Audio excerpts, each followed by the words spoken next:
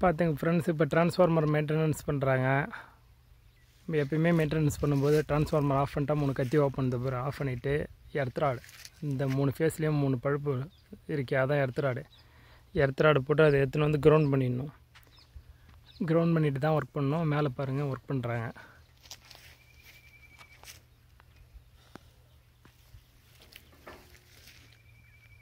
Fuse change பண்ணுறது எதுவாக இருந்தாலும் டிரான்ஸ்ஃபார்மரில் எர்த்ராடு போட்டு தான் செய்யணும். இந்த புஷ்ஷிங்கெல்லாம் செக் பண்ணுவாங்க. புஷ்ஷிங்கெல்லாம் செக் பண்ணிட்டாங்க. அந்தாண்ட ஃபீஸ் சேஞ்ச் பண்ணியாச்சு. எஜ் பீஸ் சேஞ்ச் பண்ணிடணும்.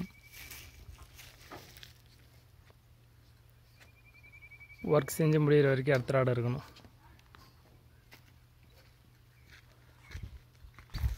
எர்த்திங்கெல்லாம் செக் பண்ணிவிட்டு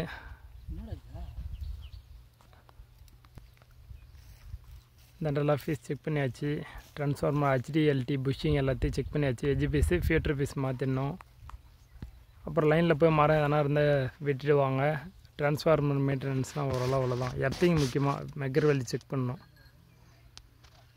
லைனில் பார்க்கணும். லைனில் இருக்கிற மரம் எல்லாத்தையும் வெட்டிட்டாங்களான்னு பார்க்கணும். உள்ள ஆள் போயிருக்காங்க.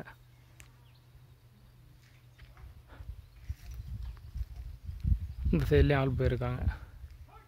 அவ்வளோதான் ஃப்ரெண்ட்ஸ்.